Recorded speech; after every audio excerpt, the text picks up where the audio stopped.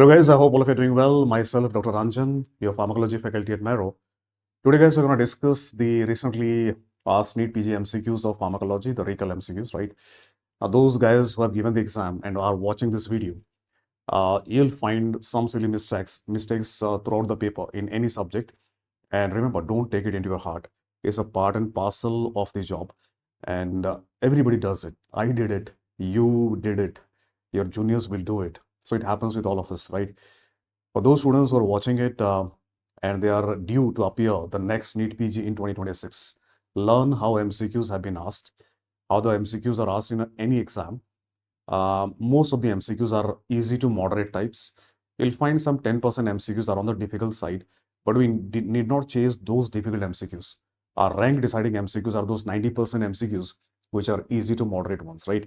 So let us dive into the MCQs, guys. The first one, a 40-year-old female was treated for long term with hydrochlorothiazide for hypertension and developed renal stones. The mechanism of action responsible for this is, a lot of students were confused looking at this MCQ. The reason being, if I look at thiazides as a class of drug, thiazides, we usually read about thiazides, they are used for treatment of the calcium stones. Now, this is what we read, right? And here the question is asking, thiazide cause stone, and what is the reason? It's a difficult MCQ, and let us dive into what is a possible answer. So I've told you time and again, you cannot get the answer always directly. You have to rule out. So first of all, if I look at thiazides, why they're used for treatment of calcium stones? Because number one, whenever I give thiazides, they increase reabsorption of calcium. In other words, thiazides decrease calcium excretion, right? Now here in this option, we have decreased calcium excretion. That is true for thiazides, but that does not lead to renal stones. Rather, that is a reason why I use it for treatment of renal stones. Option A is not correct because thiazides do not increase, they decrease calcium excretion, right? So two options you could have ruled out, and B and C, you should have choose one option. And yeah, both of anyone could be the answer. Let us try to understand what is the answer and why it is the answer. So if I look at the renal tubules, in the renal tubules, there is a role of citrate. Now, what is the role of citrate in the urine? So citrate that is present in the urine, it binds with calcium. It binds with calcium and it takes the calcium out with the urine, decreasing the risk of calcium stones. And that is the reason why what we do here to increase excretion of citrate, or if I want more citrate in the urine, what I do is I make the urine pH alkaline.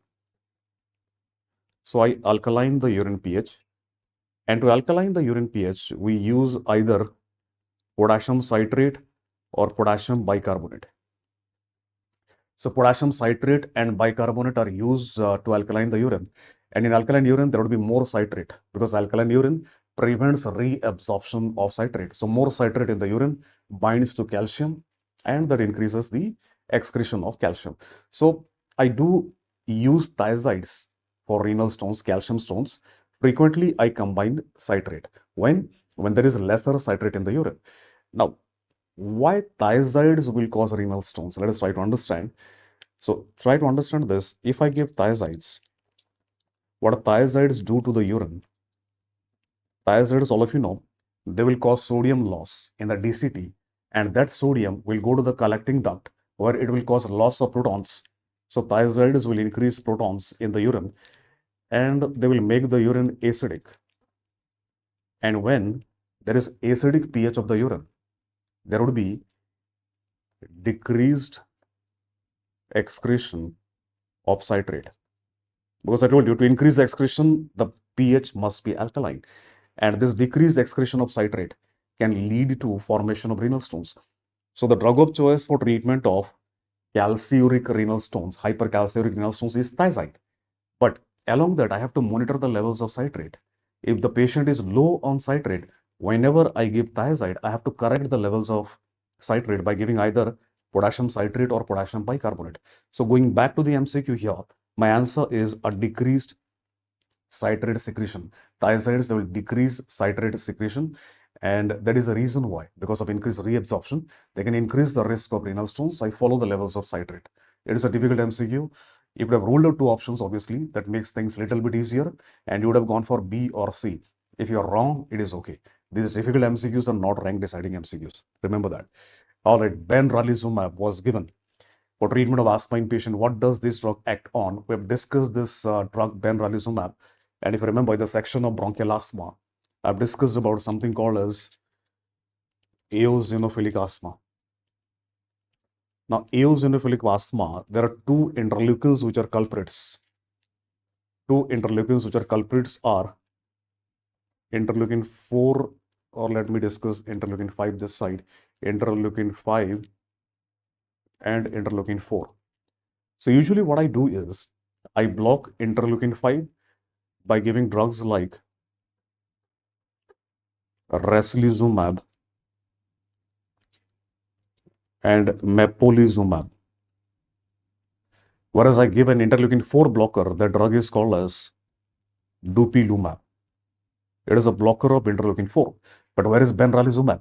Now, benralizumab is a blocker of interleukin 5 receptor. Remember, 5 receptor blocker. That blocker is called as benralizumab. So these are three drugs approved for treatment of severe eosinophilic asthma. The MCQ is asked on benralizumab. Let us go back to the MCQ here. What they had asked is benralizumab was given for treatment of asthma in a patient. What does this drug act upon? Your answer was interleukin 5. So if you have attended the lectures in Mero, it was an easy MCQ. It is not difficult, because in such MCQs, either you know the answer or you don't know the answer, right? All right, guys. Now moving on to next MCQ, which is again an easy MCQ. The given image is that of a cardiac action potential. In which phase does amiodarone act? Phase 1, phase 2, phase 3, phase 4. So it's asking about which phase does it act upon. Phase 1, phase 2, phase 3, phase 4, right? All right. What we know about amiodarone is that amiodarone is a potassium channel blocker. And where do potassium channels open? You can see here at this phase 3, this is where repolarization happens, or the potassium channels open. This is what I block by giving potassium channel blockers like amiodarone. So what is the answer? The answer was phase 3. Again, this is an easy MCQ, not even moderate, easy one, right? All right. A 20-year-old female with heartburn and acid taste in mouth was diagnosed with GERD, gastroesophageal reflux disease. Which of the drugs will facilitate with increased gastric emptying and increased lower esophageal sphincter of the sphincter, right? So here the answer is metoclopramide, guys. All of you know, because the MCQ is asking these functions.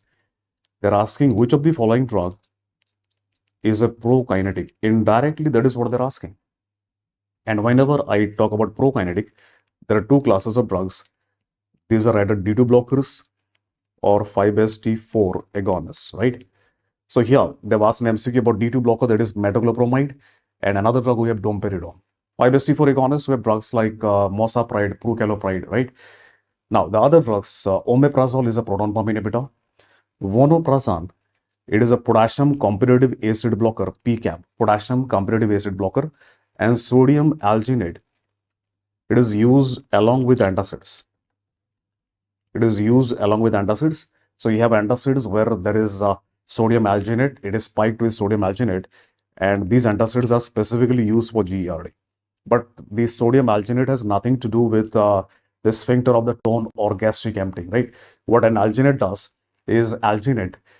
When I consume an antacid with alginate, alginate absorbs water and becomes like a sponge. So this is the esophagus, and this is alginate floating above the food. It absorbs water, floats above the food. It closes the outlet of esophagus. So the food does not get back into the esophagus. Acid does not get back. That is how it is effective in GERD. But here, when they're asked you about gastric emptying and sphincter, my answer is metoclopramide, right? All right, guys. Now, coming to next MCQ. A patient underwent chemotherapy and developed tumor lysis syndrome with elevated uric acid levels and treated with pegloticase. What is the mechanism of action of pegloticase? So pegloticase metabolizes uric acid. So students are confused between two options. Was it oxidation of uric acid or hydrolysis of uric acid? Because it is an enzymatic activity. Now remember what it does actually is whenever I give uric acid, normally we don't metabolize uric acid, but birds can metabolize uric acid. Some mammals can metabolize uric acid into allantoin, which is a water soluble form of uric acid, and these mammals, they have an enzyme called as uricase. So what we humans have done, we by genetic engineering, we have made the analogs of uricase, and these are drugs like pegloticase and rasburicase. Now these enzymes, what they do, they hydrolyze the uric acid. They hydrolyze the uric acid into water soluble form. So there are two options, hydrolysis and oxidation. The better answer here, or the correct answer here, was hydrolysis of uric acid. This is my answer here, is not oxidation. So they hydrolyze the uric acid into water soluble form, which later our kidney can easily excrete out of the body, right? Moving on, an elderly male patient presents with fatigue and pallor. After further examination is found to have anemia due to CKD, chronic kidney disease. What will he likely benefit from? All of you know, anemia with CKD, it is because of a decreased levels of erythropoietin. So the treatment is pretty much like I'll give back erythropoietin analog, and that analog that I give. So which one rhymes here with erythropoietin? It is darbepoetin. It also has poietin. So it was again one of the easiest MCQs in this exam. Whenever there is a patient of CRF with anemia, I give either darbepoetin or another drug I give is epoetin. However, the preferred drug is darbepoetin because it is longer acting as compared to epoetin, right? Filgrastim is used for neutropenia. Folic acid would be used for megaloblastic anemia, or parenteral iron therapy would be used for microcytic anemia. So here, my answer is darbepoetin alpha. A man on long-term hydrochlorothiazide presents with cerebellar ataxia. Now look at the symptoms. Cerebellar ataxia, horizontal nystagmus, bilateral symmetric sensory and motor peripheral neuropathy, right heart failure. No history of alcoholism is present. Which of the following deficiencies were associated with this? Now all of you know these symptoms. Even if you didn't know the answer, you know that in biochemistry you might have read about a vitamin called as thiamine. And thiamine deficiency causes all these symptoms. And here the answer was thiamine, right? Alcoholism is given because alcoholism can also cause thiamine deficiency. So they've given you specifically that this is not because of alcohol. That was another clue we had here, right? So thiamine deficiency, thiazides can cause it, though it is rare. It's not that common, right? So again, this was a difficult MCQ, considering if you just rely on thiazide. But if you know the symptoms of thiamine deficiency, it would have been a cakewalk. All right.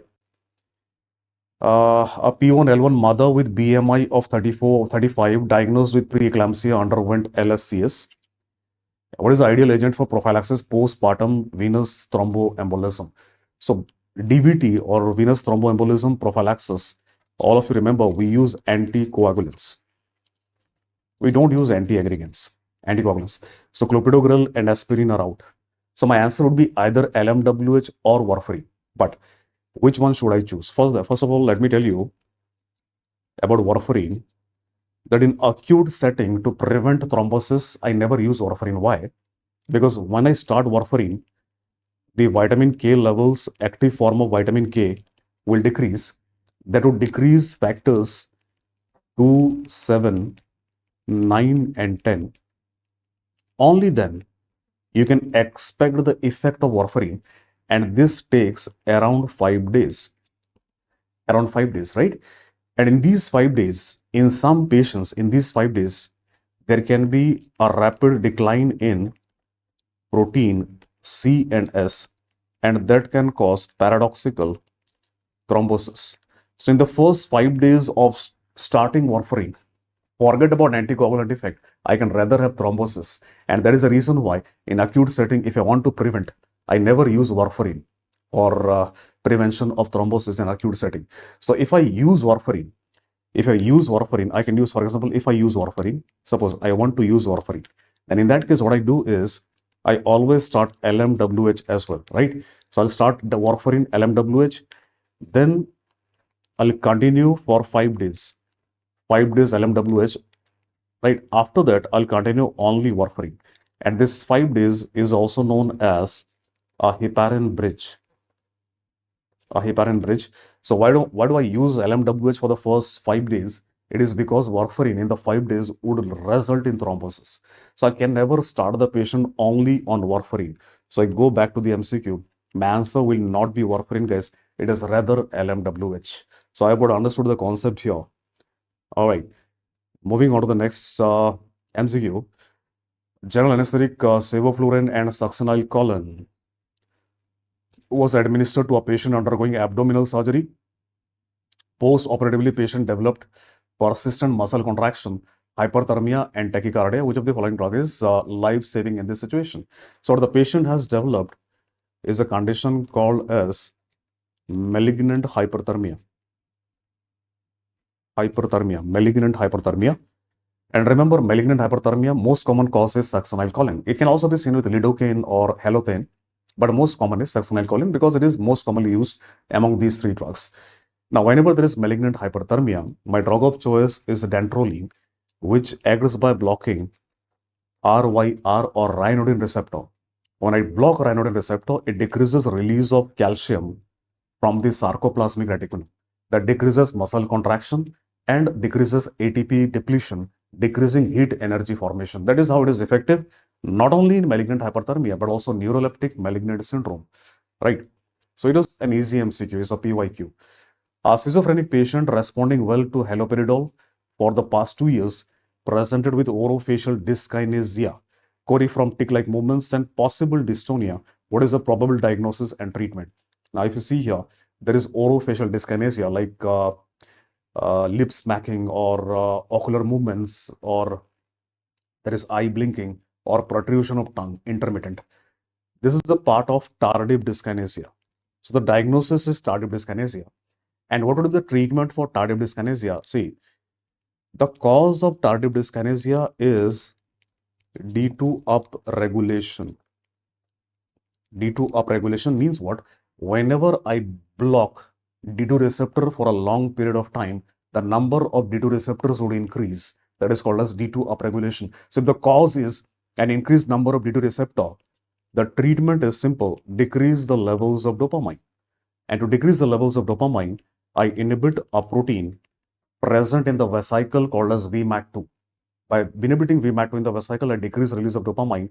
And for this, there are two drugs we use. One is valbenazine, and the second one is deutetrabenazine. Now, this is something I have discussed in my marrow lectures. Now, let us go back to the MCQ. Answer was option B, that is tardive dyskinesia. Valbenazine, this combination is correct, right? So again, it was an easy MCQ. This is not a difficult one. Next, a 6-year-old boy is brought to the emergency department with fever and seizure, febrile seizure, right? What is the most appropriate immediate treatment for this child? All right. Now see, if I talk about febrile seizure,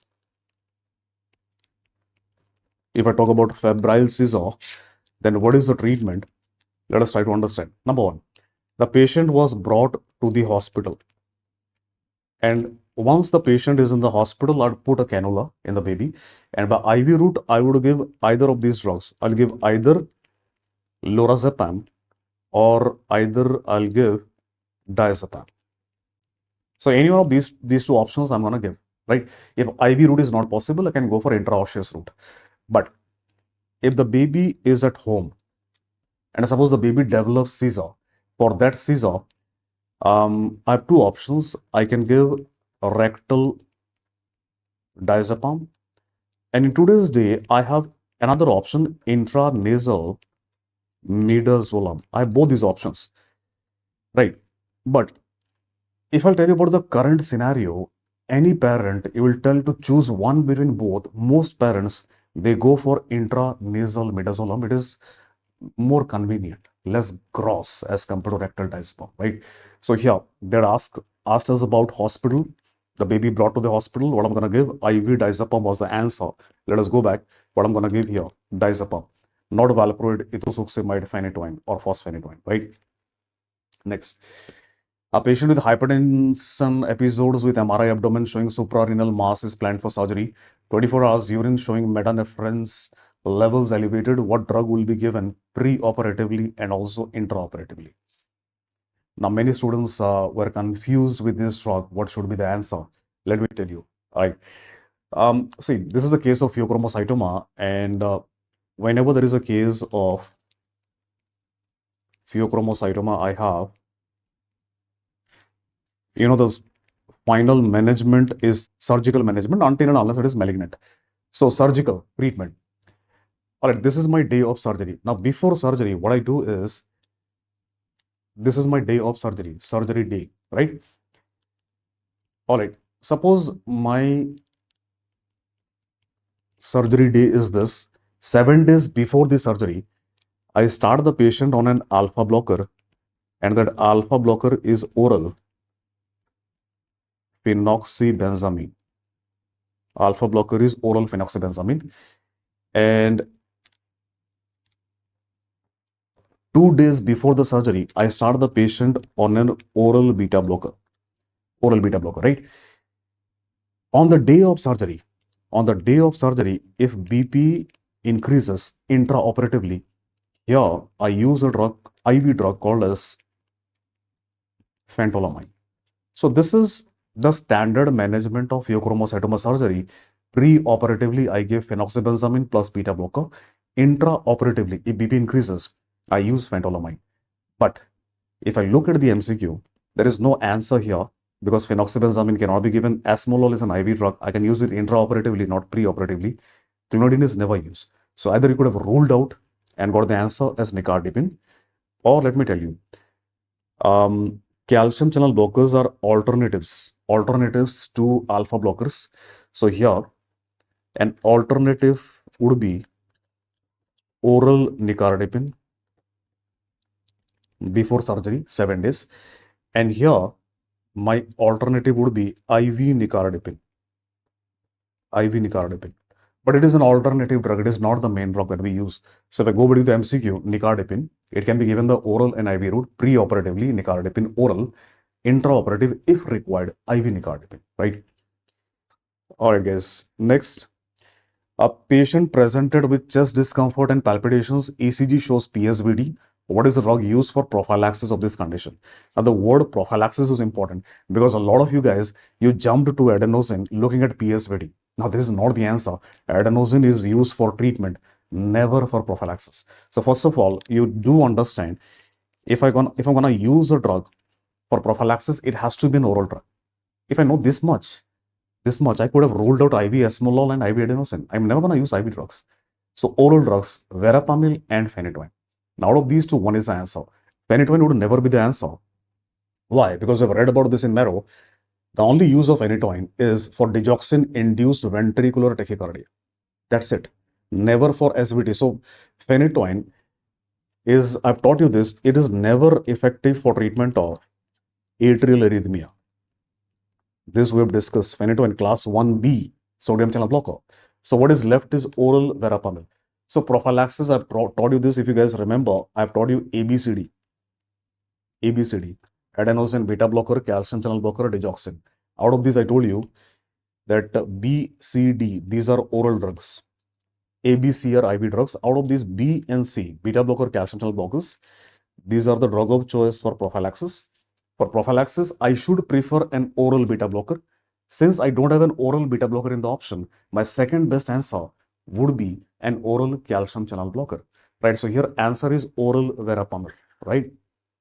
Next, a 25-year-old female patient with diagnosed with recurrent migraine despite sumatriptan has episodes 3 to 5 times a week and presented with features of anxiety and palpitation.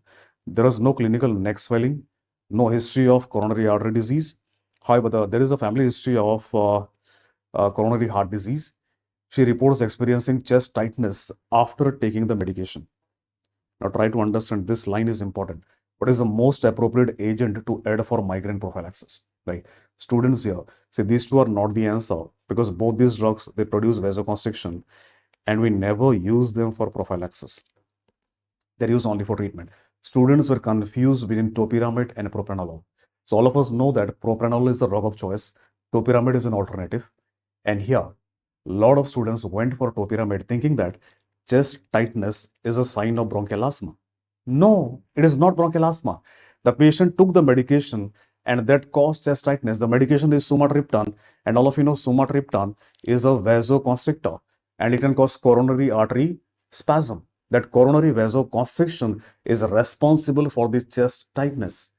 And there is a reason here why here the answer is not topiramate, because if it is asthma, then obviously my answer would have been topiramate. It is not asthma. That is the reason why the answer is propranolol.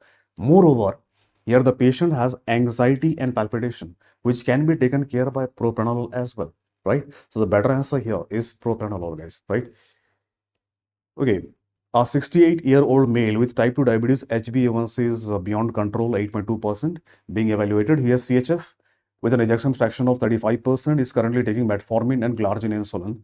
Which of the following medications is most appropriate to add for glycemic control in this patient?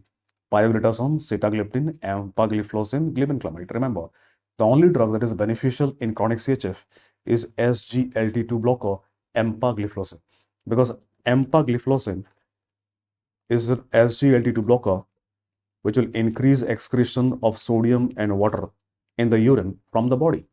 And this will decrease plasma volume, that decreases preload on the heart, and that has a beneficial effect on mortality in chronic CHF. So in chronic CHF, SGLT2 blockers, they decrease mortality.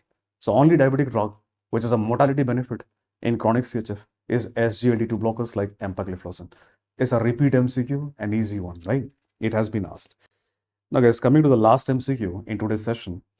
Patient presented with high-grade fever, headache, nuchal rigidity. So it is a case of meningitis, and they've given you it is meningococcus causing meningitis. Which of the following is the drug of choice for chemoprophylaxis for the contacts of this patient?